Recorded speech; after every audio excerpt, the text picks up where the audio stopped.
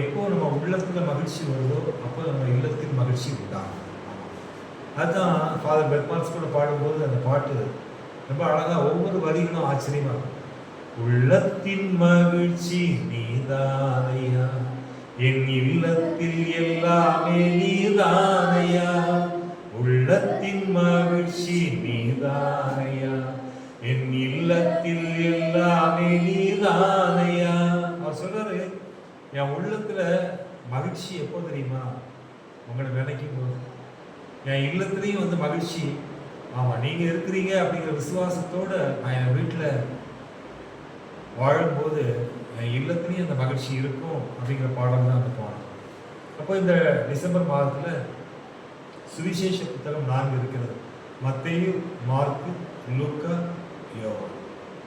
அப்போது நான் அதை தியானிக்கும் போது ஒவ்வொரு சுவிசேஷ புத்தகத்திலிருந்தும் இயேசு கிறிஸ்துவினுடைய பிறப்பை குறித்த ஒரு சில காரியங்களை பகிர்ந்து கொள்ள வேண்டும் என்று சொல்லி நான் யோசிக்கும் போது பரிசுத்த தேவன் இந்த மத்தேயு என்கிற 1ஆம் சுவிசேஷ புத்தகத்திலிருந்து ஒரு சில காரியங்களை நம்மோடு கூட பேசினார். முதலாவது மத்தேயு 2வது அதிகாரத்தில், ஆமாம், மத்தேயு 2:9வது வசனத்தை படிக்கும்போது,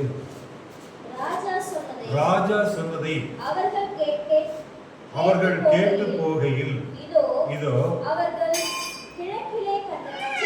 அவர்கள் கிழக்கிலே கண்ட நட்சத்திரம் பிள்ளை இருந்த ஸ்தலத்திற்கு மேல் வந்து நிற்கும் வரைக்கும் அவர்களுக்கு முன் சென்றது. பாருங்க, இந்த இடத்துல சொல்லப்பட்டிருக்கிற வார்த்தை இயேசு கிறிஸ்துவினுடைய பிறப்பை குறித்து முதலாவது இங்கே சொல்லப்பட்டிருக்கிறது. கிழக்கிலே கண்ட நட்சத்திரம். அந்த நட்சத்திரம் என்ன பண்ணுது? பிள்ளை இருந்த ஸ்தலத்திற்கு மேல் வந்து நிற்கும் வரைக்கும் அவர்களுக்கு முன் சென்றது. அப்ப நட்சத்திரம் யாரை அது அறிவிக்கிறது சுவிசேஷமாக அப்படின்னு சொல்லியாச்சுன்னா, இயேசு கிறிஸ்து பிறந்திருக்கிறார், இயேசு பிறந்திருக்கிறார் என்பதை அறிவிக்கின்ற நட்சத்திரம். ஆமா, அதைத்தான் நமக்கு பார்க்கிறோம். இங்கு சொல்லப்பட்டிருக்கிறது, கிழக்கிலே அவர்கள் கண்ட நட்சத்திரம் பிள்ளை இருந்த ஸ்தலத்திற்கு மேல் வந்து நிற்கும் வரைக்கும் அவர்களுக்கு முன் சென்றது. ஏசப்பா ஏசப்பா எங்க இருக்கிறாரு, வாங்க வாங்க வாங்க, நான் உங்களுக்கு காட்டுறேன், நான் உங்களுக்கு காட்டுறேன் அப்படின்னு இயேசு கிறிஸ்து இருக்கக்கூடிய ஸ்தலத்தை காண்பித்தது முதல்ல எது? நட்சத்திரம். நட்சத்திரம் காட்டுது. அப்போ கர்த்தருடைய பிள்ளைகள் நாம நம்ம வீட்டில், அதான் சொன்னேன், டிசம்பர் 1ஆம் தேதி கடவுளின் பிள்ளைகள் நம்ம எல்லாருமே ஸ்டார்ஸ் போடுங்க வீட்டில். ஸ்டார்ஸ் எதுக்காக தெரியுமா? ஐ எம் கிறிஸ்டியன் அப்படின்னு காட்டுறதுக்காக இல்லை. தேவனை அறியாத ஜனங்கள் அதை பார்க்கும்போது கூட இவர்கள் கடவுளின் பிள்ளைகள், ஏசப்பாவுடைய பிள்ளைகள், அந்த வீட்டில் ஸ்டார் இருக்குது, அவங்க எல்லாரும் பரலோக ராஜாவின் பிள்ளைகள் அப்படிங்கிறத தேவனை அறியாத ஜனங்களும் அறிந்து கொள்வார்கள். அப்போ நான் என்னை குறித்து சாட்சி கொடுக்குறேன், I am Christian. Vadivu sister அதான் சொன்னாங்க, அந்த 6 ஆண்டுகள் அதை நாங்கள் போட முடியல. அநேக நெருக்கடிகள், கஷ்டங்கள், எங்களுக்குள்ள பாரம் இருக்குது, இதெல்லாம் செய்யணும் அப்படின்னு சொல்லிட்டு, ஆனால் முடியாத சிச்சுவேஷன். ஆனால் இந்த வருஷத்தில் கர்த்தர் இந்த 2025 அந்த பாக்கியத்தை கொடுத்தார். அதனால நாங்கள் 1 ஸ்டார் போடுற ஆசை இல்லை, அளவுக்கு அதிகமான ஆசை. வீடு ஃபுல்லாக ஸ்டார். அல்லேலூயா, வீடு ஃபுல்லாக ஸ்டார். ஆமா, அதுதான் பாருங்க, தேவன் அவர் அவருடைய பிள்ளைகளை மகிழ்ச்சியால் நிரப்புகிற தேவன். அப்ப இந்த இடத்துல இந்த நட்சத்திரம் பிள்ளை இருந்த ஸ்தலத்திற்கு மேல் வந்து நிற்கும் வரை இன்னைக்கு நாம நட்சத்திரத்தை குறித்து பார்த்து கொண்டிருக்கின்றோம். ஒரு நட்சத்திரம் பரிசுத்த தேவன் இருக்கிற இடத்தை காண்பித்து கொடுக்கிறது. ஆமா, எவ்வளவு ஆச்சரியமான ஒரு காரியமாக இருக்கிறது. சாஸ்திரிகளுக்கு, சாஸ்திரம் தெரிந்தவர்களுக்கு வழிகாட்டுகிறது எது? நட்சத்திரம். அடுத்து 10வது வசனத்தை படிக்கும் போது, அவர்கள் அந்த நட்சத்திரத்தை கண்டபோது மிகுந்த ஆனந்த சந்தோஷம் அடைந்தார்கள். ஆமா, அந்த நட்சத்திரம் இருக்கக்கூடிய அந்த இடத்தை பார்க்கும்போது அந்த சாஸ்திரிகளுக்கு ஆனந்த சந்தோஷம். அங்க ஏசப்பா இருக்கிறாரே அப்படிங்கிற ஆனந்த சந்தோஷம். கர்த்தருக்கு பிரியமானவர்களை, இன்னைக்கு நம்ம கடவுள் கர்த்தராகிய இயேசு கிறிஸ்துவினுடைய பிள்ளைகளாக இருக்கிறோம். நம்ம வீட்டில் நம்ம ஸ்டார்ஸ் போட்டு, ஆமா, ஏன்னா இயேசு நம்மோடு கூட இருக்கிறார். அல்லேலூயா, அதான் உண்மை. ஏசப்பா நம்ம கூட இருக்கிறார், நம்ம குடும்பத்தோட கூட இருக்கிறார், நம்ம வீட்டில் இருக்கிறார். அதான் உண்மை. ஆனந்த சந்தோஷம் அடைந்தார்கள். நம்மை பார்க்கிறவர்களும் நம்முடைய குடும்பத்தை நம்முடைய வீட்டை பார்க்கிறவர்களும் ஆனந்த சந்தோஷம் அடைவார்கள். அடுத்து 11வது வசனம். அவர்கள் அந்த வீட்டுக்குள் பிரவேசித்து பிள்ளையையும் தாயாகிய மரியாதையும் கண்டு சாஷ்டாங்கமாய் விழுந்து அதை பணிந்து கொண்டு தங்கள் பொக்கிஷங்களை திறந்து பொன்னையும் தூபவர்க்கத்தையும் வெள்ளை கோலத்தையும் அதை காணிக்கையாக வைத்தார்கள். பாருங்க, அந்த பிள்ளை இருக்கிற இடத்திற்கு வந்து அதை தேடி வந்த அந்த சாஸ்திரிகள் தொழுது கொண்டார்கள் என்று இந்த வசனத்தில் நம்ம படிக்கிறோம். ரொம்ப அழகா சொல்லப்பட்டிருக்கிறது. அங்கே சாஷ்டாங்கமாய் விழுந்து அதை பணிந்து கொண்டு என்று சொல்லி அவர்கள் காணிக்கையாக வைத்தார்கள். இன்றைக்கு கர்த்தருக்கு காணிக்கையாக நம்மை அவருக்கு கொடுத்திருக்கின்றோம். கர்த்தருக்கு பிரியமானவர்களே, அந்த பரிசுத்த தேவன் இன்றைக்கு நமக்குள்ளே வாசம் பண்ணுகிறார். இப்போ இந்த இயேசு கிறிஸ்துவினுடைய பிறப்பை குறித்து, இந்த நட்சத்திரத்தை குறித்து, இந்த இயேசு கிறிஸ்து பிறப்பதற்கு முன்பாகவே பழைய ஏற்பாட்டில் எண்ணாகமம் புத்தகம் 24வது அதிகாரத்தில் அழகா சொல்லப்பட்டிருக்குது. எண்ணாகமம் 24 வசனங்கள் 16, 17, 18, 19 படியுமா. தேவன் அருளும் வார்த்தைகளை கேட்டு உன்னதமானவர் அறிவை அடைந்து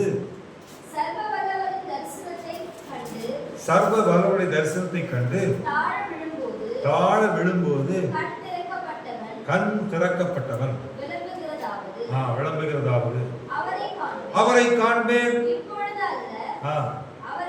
அவரை தரிசிப்பேன். ஒரு நட்சத்திரம் யாக்கோபிலிருந்து உதிக்கும்,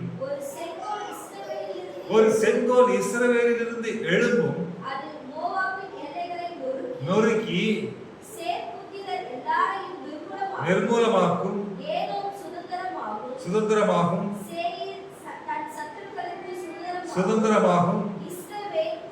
இஸ்ரவேல் பராக்கிரமம் செய்யும். யாக்கோபிலிருந்து தோன்றும் ஒருவர் ஆளுகை செய்வார்.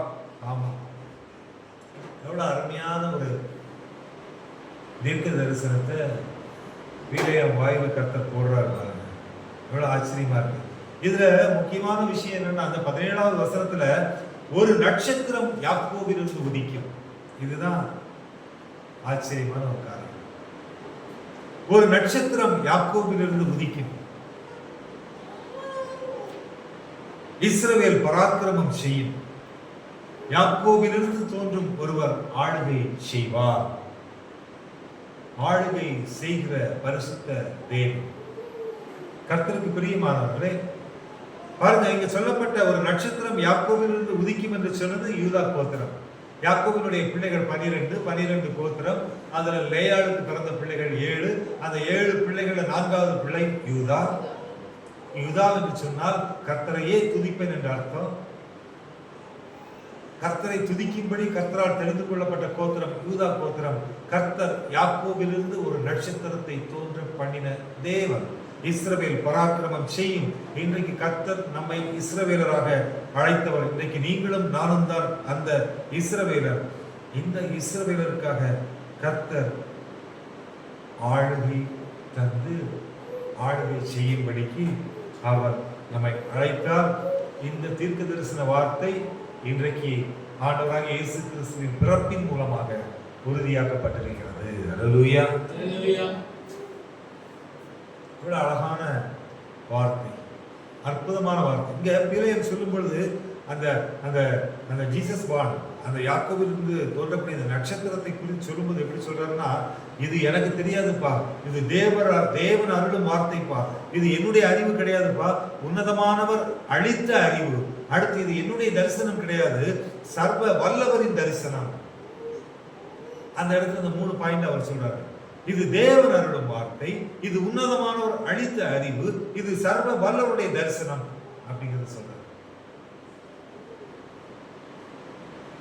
கர்த்தருக்கு பிரியமானவர்களே, இப்போ இந்த மத்தேயு நம்ம படிச்சுட்டு இருக்கோம். இந்த மத்தேயுல நம்ம 2வது அதிகாரத்தை தான் தொடர்ந்து இங்க பார்த்து கொண்டே வருகிறோம். இப்போ இந்த மத்தேயு 2வது அதிகாரத்தில் பார்க்கும் பொழுது 2வது வசனத்தை படிக்கிறோம். 2:2 யூதருக்கு ராஜாவாக பிறந்திருக்கிறவர் எங்கே? கிழக்கிலே அவருடைய நட்சத்திரத்தை கண்டு அவரை பணிந்து கொள்ள வந்தோம் என்றார்கள். பாருங்க, யூதருக்கு ராஜாவாக பிறந்திருக்கிறவர் எங்கே? Where is he who has been born king of the Jews? We have seen his star in the east. ஆமா, எங்க இருக்கிறார் அவர்? அந்த நட்சத்திரத்தை நாங்க பார்த்தோமே. We have seen his star. கர்த்தருக்கு பிரியமானவர்களே, நம்ம போடுற ஸ்டார் சாதாரண ஸ்டார் கிடையாது. இந்த ஸ்டார் எங்கெல்லாம் இருக்குதோ அந்த வீடு தான் உண்மையான சூப்பர் ஸ்டார். ஹல்லேலூயா. ஆமா, இந்த நட்சத்திரத்தை தேடி வந்த சாஸ்திரிகள். ஏன் அப்படின்னா அவர் யாருன்னா யூதருக்கு ராஜாவாக பிறந்திருக்கிறவர். அவர் பிறந்த பின்பு இன்றைக்கு அவர் நமக்கு ராஜாதி ராஜாவாக இருக்கிறவர். அது மட்டுமல்ல, அவர் நம்மை ராஜாக்களாக மாற்றினார். ஹல்லேலூயா. ஹல்லேலூயா. எவ்வளவு ஆசீர்வதிக்கப்பட்ட பிள்ளைகள் நாம் தெரியுமா? நட்சத்திரம் பரிசுத்த தேவனுடைய பூமியில் அவர் பிறக்கக்கூடிய அந்த பிறப்பை எவ்வளவு முக்கியப்படுத்தக்கூடிய ஒரு அடையாளமாக காணப்படுகிறது அப்படின்னு பார்க்கும்போது ஆச்சரியமா இருக்கு. அடுத்து சங்கீதம் 8வது அதிகாரம் 3வது வசனம் 4வது வசனம்.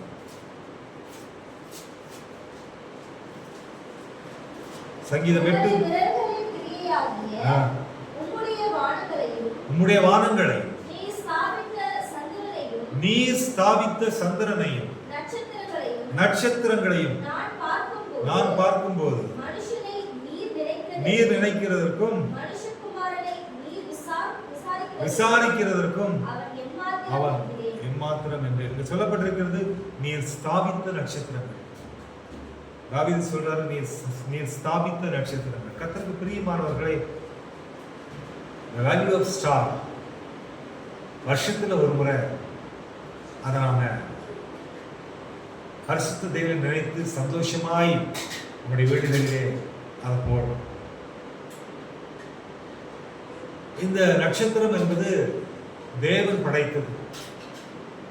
ஆதியாகமம் 1வது அதிகாரத்தை படிக்கும் போது அதுல ஆண்டவர் சூரியன், சந்திரன் மற்றும் ஒளியை கொடுக்கக்கூடிய எல்லா நட்சத்திரங்களையும் அவர் படைத்தார் என்று 4வது நாள்ல படைத்தார் அப்படிங்கிறது நம்ம பார்க்கணும். ஆதியாகமம் 1வது அதிகாரம். இந்த நட்சத்திரத்தை கர்த்தர் ரொம்ப முக்கியப்படுத்துறார். முக்கியமா ஆதியாகமம் 15வது அதிகாரத்தை எடுத்தீங்கன்னா, ஆதியாகமம் 15:5. ஆதியாகமம் 15:5. அவர் அவனை வெளியே அழைத்து நீ வானத்தை அண்ணாந்து பார், நட்சத்திரங்களை எண்ண உன்னாலே கூடுமானால் அவைகளை எண்ணு என்று சொல்லி பின்பு அவனை நோக்கி சந்ததி இவ்வண்ணமாய் இருக்கும் என்று சொன்னார். அல்லேலூயா. பாருங்க, தேவன் பூமியிலே ஒரு மனிதனை ஆசீர்வதிக்கும் போது, ஆசீர்வாதமான வாக்குத்தத்தத்தை அவனுக்கு கொடுக்கும் போது, அதற்கு ஒப்பாக, அதற்கு அடையாளமாக பரிசுத்த தேவன் எதை இங்கே காண்பிக்கிறார் என்று சொன்னார்? நட்சத்திரங்களை, ஸ்டார்ஸ். நீ வானத்தை அண்ணாந்து பார், நட்சத்திரங்களை என்ன உன்னாலே கூடுமானார் என்று சொல்லி அந்த நட்சத்திரங்களை அடையாளமாக, சந்ததிக்கு அடையாளமாக பரிசுத்த தேவன் அங்கே ஆபிரகாமுக்கு வெளிப்படுத்துவதை நாம் பார்க்கின்றோம். உண்மையிலேயே நம்ம வீட்டில் இருக்கிற, அதனால்தான் சொன்னேன், இந்த வருஷத்துல டிசம்பர் மாதம் 1ஆம் தேதி அதிகாலை ஜெபத்துல சொன்னேன், 1ஆம் தேதி இன்னைக்கு சாயங்காலம் எல்லார் வீட்லயும் என்ன இருக்கணும்? ஸ்டார் இருக்கணும். ஏன்னா நம்ம இது 8வது ஆண்டு நிறைவு. இது வரைக்கும் நான் சொன்னதே கிடையாது. ஆனா இந்த வருஷத்துல கர்த்தர் அதை குறித்து ஒரு உணர்வு அது உள்ளுக்குள்ள இருந்ததுனால இதை சொல்லியே ஆகணும் அப்படிங்கிறதால தான் நான் 1ஆம் தேதி இந்த காரியத்தை சொன்னேன். எல்லார் வீட்லையும் நாம கடவுளுடைய பிள்ளைகள், நாம அவரை பிரசித்தப்படுத்தாம வேற யாரு பிரசித்தப்படுத்துவாங்க? நாம தான் இதை செய்யணும், நாம தான் அதுக்கு ரோல் மாடல். அதனால அதை போடுங்க அப்படின்னு சொன்னேன். கர்த்தருக்கு பிரியமானவரே, இந்த ஸ்டார் எதற்கு அடையாளமாக இருக்கிறது? அவர் எங்க இருக்கிறார்? அவர் எங்க? இன்னும் சிம்பிளா சொல்ல போனா, ஏரோது அவர் எங்கன்னு தேடுறான், சாஸ்திரிகள் எங்கன்னு தேடுறாங்க. ஆனா அந்த நட்சத்திரம் எதுக்கு அடையாளம்னா தேவனுடைய அவருடைய வருகைக்கு அடையாளம். உண்மையா பொய்யா? ஆண்டவர் கடவுள் மனிதனாக இந்த பூமியிலே அவதரித்தார் இல்லையா? தேவன் மாம்சத்திலே வெளிப்பட்டார். அதுதான் நம்ம 1 தீமோத்தேயு 3:16 படிக்கிறோம். அப்ப மாம்சத்துல வெளிப்பட்டார் அப்படிங்கிறதுக்கு அடையாளம். ஏன்னா ஏரோது அது வரைக்கும் அவன் பிள்ளை தான் யூதனுக்கு ராஜா, நெக்ஸ்ட் ஜெனரேஷன் தான் யூதருக்கு ராஜா அப்படின்னு நினைச்சிட்டு இருந்தான். ஆனா இங்க யூதருக்கு ராஜாவாக பிறந்திருக்கிறவர் எங்கே அப்படின்னு கேட்டு வரும்போது அவனுக்கு எமோஷன் ஆகுது. என்னது ராஜாவா? ராஜாட்டே வந்து பேசினாங்க, டென்ஷன் ஆகுமா ஆகாதா? ஆகுது. அப்போ இந்த இடத்துல அந்த ஸ்டார் எதற்கு அடையாளம் அப்படின்னு சொன்னா பரிசுத்த தேவன் இந்த பூமியின் வருகைக்கு அடையாளம். பூமியின் வருகைக்கு தேவனுடைய முதலாம் வருகை. என்ன வருகை? First coming. கர்த்தருக்கு பிரியமானது. இதே மத்தேயு 24வது அதிகாரம் 3வது வசனம் படிங்க. மத்தேயு 24:3. பின்பு அவர் ஒலிவ மலையின் மேல் உட்கார்ந்திருக்கையில் சீஷர்கள் அவரிடத்தில் தனித்து வந்து, இவைகள் எப்பொழுது சம்பவிக்கும்? உம்முடைய வருகைக்கும் உலகத்தின் முடிவுக்கும் அடையாளம் என்ன? எங்களுக்கு சொல்ல வேண்டும் என்றார்கள். ரொம்ப அருமையான ஒரு வசனம். Tell us when will these things be and what will be the sign of your coming and of the close of the age. உம்முடைய வருகைக்கும் உலகத்தின் முடிவுக்கும் அடையாளம் என்ன? இதான் செகண்ட் கமிங். என்ன கமிங்? செகண்ட், இரண்டாம் வருகை. இந்த கிறிஸ்துமஸ் நாளிலே அவருடைய பிறப்பை விட முக்கியம் இன்றைக்கு நம்மோடு கூட இருக்கிற தேவன் மீண்டும் வருவேன் என்று சொன்னாரே, அதுதான் முக்கியம். அவருடைய செகண்ட் கமிங் தான் ரொம்ப முக்கியம். அதைத்தான் இந்த இடத்துல சீஷர்கள் கேட்கிறாங்க. உங்களுடைய வருகைக்கும் உலகத்தின் முடிவுக்கும் அடையாளம் என்ன? எங்களுக்கு சொல்ல வேண்டும். அப்ப நிறைய விஷயங்களை சொல்றாரு. இப்ப இந்த இடத்துல அவர் ஸ்டாரை ஃபோக்கஸ் பண்றாரு. அதுதான் நம்ம பார்க்கணும். அவருடைய ஃபர்ஸ்ட் கமிங்லயே ஸ்டார் இருக்கு. அந்த ஸ்டார் அந்த ஃபர்ஸ்ட் கமிங்ல முதலாம் வருகையில அவருடைய பிறப்புல இருந்த ஸ்டார் வழிகாட்டிய ஸ்டார். அவர் இருந்த ஸ்தலத்திற்கு மேல் வந்து நின்று வெளிச்சத்தை காண்பித்த ஸ்டார். ஆனா மீண்டும் அவர் பரவப்போகிறார். அவர் வரும்பொழுது இந்த நட்சத்திரத்தை குறித்து என்ன சொல்லப்பட்டிருக்கிறது? அதே மத்தேயு 24:29வது வசனம்.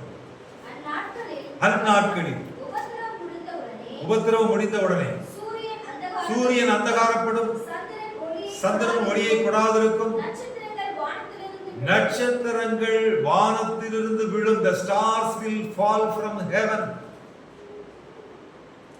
அன்றைக்கு வானத்திலிருந்து பரிசுத்த தேவனுடைய பிறப்பை வருகையை காண்பித்த அதே நட்சத்திரங்கள் அவருடைய இரண்டாம் வருகையிலே வானத்திலிருந்து இந்த பூமியின் மேல் விழும். அவ்வளவு அருமையான ஒரு வார்த்தை. வானத்தின் சத்துவங்கள் அசைக்கப்படும். கர்த்தருக்கு பிரியமானவர்களே, ரொம்ப அழகா சொல்லப்பட்டிருக்கிறது. அன்றைக்கு பிரியமானவர்களே, வெளிச்சம் இருக்காது, இருள் தான். சூரியன் அந்தகாரப்படும், சந்திரன் ஒளியை கொடாதிருக்கும். அன்றைக்கு முழுவதுமாக இருள் தான் இருக்கும் இந்த பூமியில. அன்னைக்கு நாம பூமியில இருப்போமா? வசனம் சொல்லுது, அவருடைய வருகை நம்மை அழைத்து கொண்டு செல்லும் வருகை. அல்லேலூயா. நம்மை அழைப்பதற்காக அவருடைய வருகை இருக்கிறது. அதுதான் 30வது வசனம் சொல்லுகிறது. அவர் வல்லமையோடும் மிகுந்த மகிமையோடும் வருவார். அப்போ என்ன சொல்றாரு? 31வது வசனம் படிங்க. வலுவாய் தொனிக்கும் எக்கால சத்தத்தோடே அவர் தமது தூதர்களை அனுப்புவார். அவர்கள் அவரால் தெரிந்து கொள்ளப்பட்டவர்களை வானத்தின் ஒரு முனை முதல் கொண்டு மறுமுனை மட்டும் 4 திசைகளில் இருந்து கூட்டி சேர்ப்பார்கள். 4 திசைகளில் இருந்து கூட்டி சேர்ப்பார்கள். ஆமா, கர்த்தருக்கு பிரியமானவர்களை அவர் நம்மை கூட்டி சேர்ப்பார். அதற்காக தான் அவர் வரப்போறார். இப்ப அவர் வந்ததுக்கான பர்த்டே கொண்டாடுறது முக்கியம் இல்லை. அவருடைய வருகைக்கு ஆயத்தப்படுறது தான் நம்முடைய வாழ்க்கையில் ரொம்ப முக்கியமான ஒரு விஷயமாக காணப்படுகிறது. அதற்காக தான் கர்த்தர் இந்த கிறிஸ்துமஸ் நாள்ல நான் எப்பவுமே சொல்றேன், நம்ம வீட்டில் நடக்கிற நல் விசேஷங்கள், நற்கிரிகள் எல்லாம் எத்தனை பேரை கிறிஸ்து இயேசுக்காக ஆதாயப்படுத்த முடியும். அவர் நமக்காக பிறந்தார். இருளில் இருந்த ஜனங்களுக்கு வெளிச்சத்தை கொடுப்பதற்காக பிறந்தார். அதுதான் மத்தேயு 4வது அதிகாரத்தில் 15-16 வசனங்கள் சொல்லுகிறது. இருளில் இருக்கிற ஜனங்கள் பெரிய வெளிச்சத்தை கண்டார்கள், வெளிச்சம் உதித்தது. ஏசாயா தீர்க்கதரிசியால் உரைக்கப்பட்ட அந்த வசனங்கள் நிறைவேறினது. கர்த்தருக்கு பிரியமானவர்களே, இயேசு கிறிஸ்துவுடைய பிறப்பை குறித்து இந்த பூமியில தீர்க்கதரிசனமா சொன்னது யாரு? ஏசாயா தீர்க்கதரிசி சொன்ன வசனம் இந்த பூமியிலே நிறைவேறுமானால் இயேசு சொல்லக்கூடிய வசனம் நிறைவேறுமா நிறைவேறாதா? நிறைவேறும், நிச்சயமா நிறைவேறும்.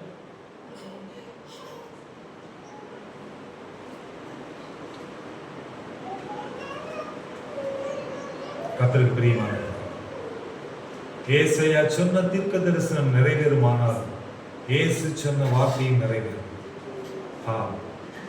அந்த நம்பிக்கையோடு தான் அந்த பூமியில நம்ம வாழணும். ஆனா ஜனங்க அப்படியே இருந்தாங்க.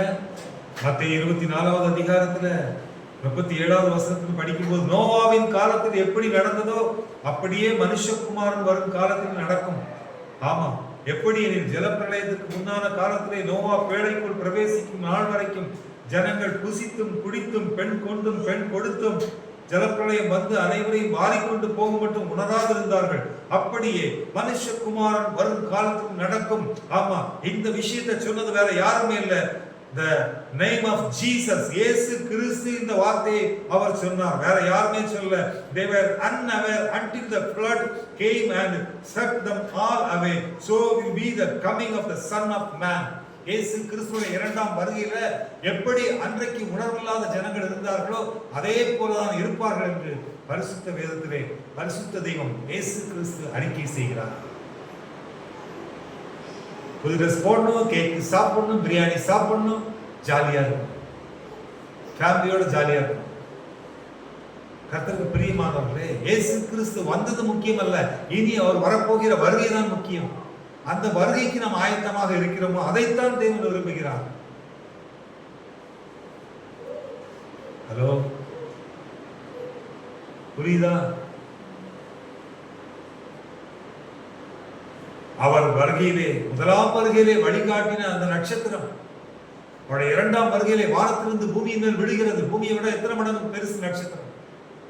சூரியன் ஒளி கூடாமல் போகிறது, சந்திரன் ஒளி கூடாமல் போகிறது, முழுவதுமாக அந்தகாரம் உண்டாகிறது. அதனால இந்த பூமிக்குரிய வாழ்க்கையில பிரியமானவர்களே, அவர் வந்ததை நினைத்து மகிழ்ச்சியாயிரு, அவருடைய வருகைக்கு ஆயத்தப்படும், அவருடைய வருகைக்கு ஆயத்தப்படும். அதுதான் தேவன் விரும்புகிறார். அதைத்தான் இந்த நாள்ல இந்த நட்சத்திரத்தை வைத்து உங்களோடு கூட மத்தேயு புத்தகத்திலிருந்து பரிசுத்த தேவன் சொல்லக்கூடிய சத்தியம். நீங்கள்லாம் சத்திய தேவனுடைய பிள்ளைகள். இந்த உலகத்துல காணக்கூடிய இந்த வைராக்கியங்கள், பொறாமை, பகைகள், வீம்புகள், வீராப்புகள், மனமேட்டிமைகள் எல்லாத்தையும் தூக்கி குப்பையில போடுங்க. நம்மளை ஒரு நாள் தூக்கி குப்பையில போடுவாங்க இந்த பூமிக்குரிய வாழ்க்கையில. அதுக்கு முன்னாடி நம்ம கிட்ட இருக்கக்கூடிய நம்முடைய ஆத்மாவில் மறைந்து இருக்கக்கூடிய இந்த எல்லா குப்பையும் தூக்கி குப்பையில போட்டுருவோம். அவருடைய வருகைக்கு ஆயத்தமாகும். அவ்வளவுதான். சந்தோஷமா இருக்கும். கஷ்டங்களை நினைச்சு கவலைப்படாதீங்க. ஆமா, கர்த்தர் இன்றைக்கு அதுதான் நமக்கு ஆலோசனையை கொடுக்கிறார்.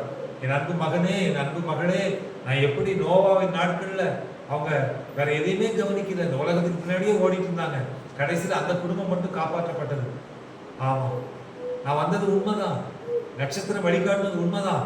ஆனா அதே நட்சத்திரம் உன் தலை மேல விழும் போட்டிருக்க பைபிள்ல. ஆமா, உனக்கு ஒண்ணுமே பூமியில இருக்காது. அதற்கு முன்பாக ஆயத்தமாக, அதற்கு முன்பாக ஆயத்தமாக. அவர் கூட்டி சேர்க்கும் போது அந்த லிஸ்ட்ல நீ இருக்கணும், அதுக்கு ஆயத்தமாக. அதைத்தான் பரிசுத்த தேவன் இன்றைக்கு நமக்கு சொல்லுகிறார். கர்த்தருக்கு பிரியமானது. நாம் வெளிச்சத்தின் பிள்ளைகள், கர்த்தரால் ஆசீர்வதிக்கப்பட்டவர்கள், சத்தியத்திற்கு கீழ்ப்படிவோம், சர்வ வல்லமுள்ள தேவனுடைய சமூகத்திலே நாம் மகிழ்ச்சியா இருப்போம். இந்த வருஷத்தை கர்த்தருக்கு நம்ம ஒப்பு கொடுத்து அவருடைய மகிழ்ச்சியினால் இந்த வருஷத்தை முடிப்போம். இன்னும் அதிகமாய் தேவனை நெருங்குவோம். கர்த்தர் நம்மோடு இருந்து நம்முடைய கஷ்டங்களை எல்லாம் நீக்கி நிச்சயமாக அந்த பூமியிலேயும் மகிழ்ச்சியாக வைப்பார். அவருடைய வருகையிலும் நம்மை அழைத்து செல்வார். அல்லேலூயா. இந்த வார்த்தையின் சத்தத்தை கேட்கப்படும் ஒவ்வொருவரையும் தேவன் ஆசீர்வதிப்பார். God bless you.